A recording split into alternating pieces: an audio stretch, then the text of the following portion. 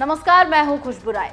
उत्तर प्रदेश में इस वक्त देवरिया मामला गरमाया हुआ है। जिस तरह से जमीनी विवाद को लेकर दो परिवारों के बीच खूनी संघर्ष के कारण 6 लोगों ने अपनी जान गंवा दी, उसको लेकर खूब बवाल मचा हुआ है। वहीं इस मामले को लेकर राजनीति भी खूब हो रही है। सोशल मीडिया पर कई राजनेता अपनी आवाज बुलंद करते और प्रशासन समेत राज्य सरकार को घेरते नजर आ रहे हैं। अब इसी बीच भीम आर्मी के चीफ चंद्रशेखर आजाद ने भी सीएम योगी को कड़ी नसीहत दे डाली है। दरअसल देवरिया में दो परिवारों के बीच खूनी जंग देखने को मिली। प्रेम यादव और प्रकाश दुबे के परिवार के बीच जंग हुई, कई लोगों ने जान गंवाई। इस बीच उत्तर प्रदेश के मुख्यमंत्री योगी आदित्यनाथ प्रकाश दुबे के बचे हुए परिवार से मिलने पहुंचे। अब इसको लेकर सियासत हो रही है। इस मुद्दे पर राजनीति गर्मा गई है और पक्षपात के आरोप लगने लगे हैं। भीम आर्मी के चीफ चंद्रशेखर आजाद ने सीएम योगी पर जाति और धर्म के आधार पर राजनीति करने का आरोप लगाया है। चंद्रशेखर आजाद ने सोशल मीडिया प्लेटफॉर्म एक्स पर ट्वीट करते हुए लिखा, हर शासक का एक राजधर्म होता है कि वो अपने सभी नागरिकों को एक आंख से देखे और जाति धर्म के आधार पर उनमें भेद ना करे। परिस्थिति कोई भी हो, न्याय सबको मिले और अन्याय किसी के भी साथ ना हो। पूर्व के कटु अनुभवों के बाद मुख्यमंत्री योगी आदित्यनाथ जी को सलाह देना चाहता हूं कि उन्हें अपना राजधर्म निभाना चाहिए।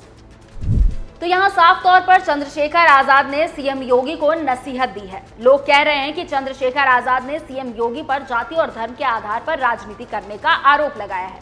वहीं इसके अलावा सपा प्रमुख अखिलेश यादव ने भी इसको लेकर ट्वीट किया और लिखा,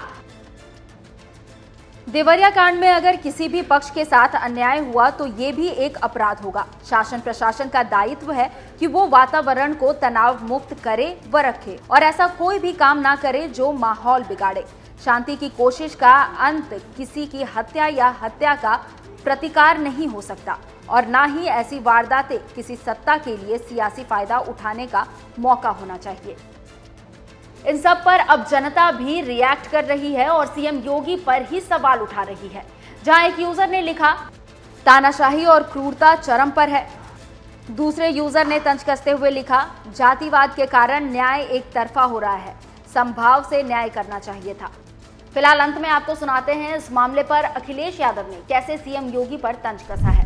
ये सरकार न्याय नहीं दे सकती और जब सत्ता में बैठे लोगों की नियत ये न हो कि न्याय मिलना हो। जो घटनाक्रम हुआ है, जो अलग अलग जगह से जानकारी हुई या मुझे कार्यकर्ता नेताओं से जानकारी हुई या जो अलग अलग यूट्यूबर्स या सोशल मीडिया में जो बात लिखी है या आई है, इसीलिए मैंने कहा कि जो जीरो टॉलरेंस की बात कर रहे हैं उन्हें उन तमाम अधिकारियों के खिलाफ कार्रवाई करनी चाहिए जिनकी वजह से ऐसी घटना घटी है। जिला पंचायत सदस्य पहले उनको मारा गया और अगर हम डीएम का पहला स्टेटमेंट मान लें, डीएम ने जो स्टेटमेंट दिया वहां का घटना होने के बाद जो पहला स्टेटमेंट दिया, उन्होंने कहा कि रिटेलिएट हुआ है कि एक घटना जब हुई और उसको देख करके परिवार के लोग आए और उसके बाद ये दूसरी घटना हुई।